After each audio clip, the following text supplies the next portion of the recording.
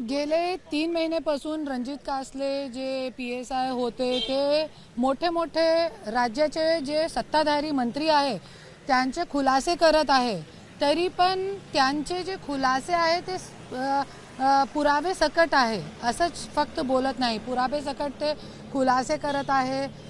ड्यूटीवर असताना त्यांनी काय काय चौकशी केली होती, कुठे कोणते कोणते केस त्यांच्याकडे तपासासाठी होते, हे सगळी गोष्टीचे खुलासे आज वो पुरावे सकट करत आहे।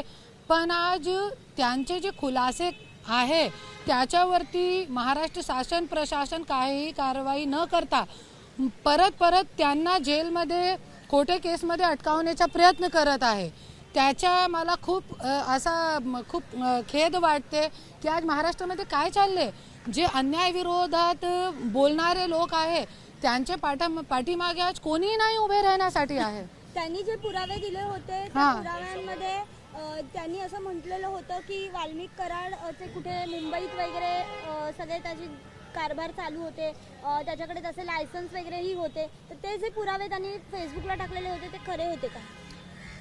मला हे माहीत नाही की खरे आहे की खोटे आहे, पण आता जे त्यांनी एक व्हिडिओ केलेला आहे ज्याच्यामध्ये त्यांनी अदिती तटकरेचं नाव घेतलेलं आहे ना, आणि त्यांचे जे वडील आहे त्यांचं नाव घेतलेलं आहे। त्यांच्या जे आमदारकीचा ते कार्ड असतोय हे कोणाहीकडे नाही असतो, आपला कार्ड आपले जवळही असतोय, पण त्यांच्याकडे कुठे आला। आणि त्यांची जे डायरी आहे ते मतलब सरसकट ते मागणी करत आहे की तुम्ही याच्यावरती CBI चौकशी करा, पण चौकशी करत नाही। आणि एक प्रश्न और आज उपस्थित होतोय इकडे की आज मेलेल्या व्यक्तीलाही फक्त न्याय भेटणार का महाराष्ट्रामध्ये? जो मेलेला माणूस आहे त्यांच्यावरतीही फक्त न्याय देण्याचा प्रयत्न करतात सगळे लोक, पण आज जे रणजित कासले जिवंत आहे, आज 3 दिवस अगोदर त्यांनी आत्महत्याचा प्रयत्न पण केलेला आहे दिल्लीमध्ये। पण मी एकच बोलते, आज जरी रणजित कासलेला जरी जीव गेला तर पूर्ण महाराष्ट्र उभे होईल त्यांना न्याय दिलवाण्यासाठी, पण आज त्यांच्या पाठीमागे कोणी नाही आहे। त्याच्यासाठी आज स्वराज्य शक्ती सेना के माध्यम से मी त्यांना पाठिंबा देत आहे। आणि मी आज CM साहेबांना DG मॅडमांना मी निवेदन दिलेलं आहे की तुम्ही जे वक्तव्य करताय, जे पुरावे सकट आरोप करताय जे मोठे मोठे मंत्र्यांवर, त्यांचा राजीनामा घेऊन तुम्ही त्यांच्यावरती CBI चौकशी करा आणि त्यानंतर तुम्ही जेलमध्ये टाका ना त्यांना। तुम्ही अगोदर त्यांना जेलमध्ये टाकताय, भीती दाखवताय, अभी वो डर गया आहे।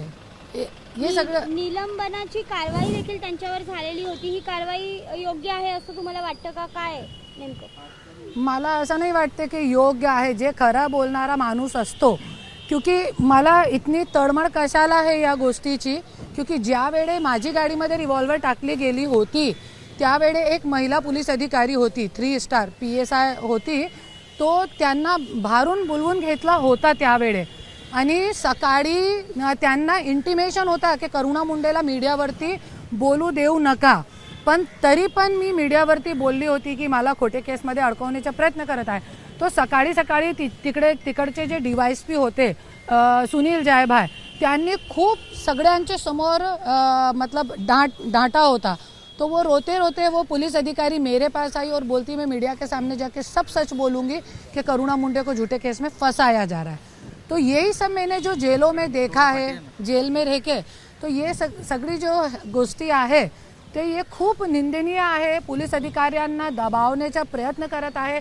आज रणजित कासले जे मतलब सखोल खुलासे करत आहे त्याचा मी निवेदन करते देवेंद्र फडणवीस साहेबांना, DG मॅडमांना की तुम्ही या सगळी गोष्टीचा सखोल चौकशी करा, CBI चौकशी लावा याच्यावरती, आणि त्यांना जे परत खोट्या केसमध्ये जेलमध्ये टाकताय हे कुठेतरी थांबायला पाहिजे। ABP माझा, उघडा डोळे बघा नीट।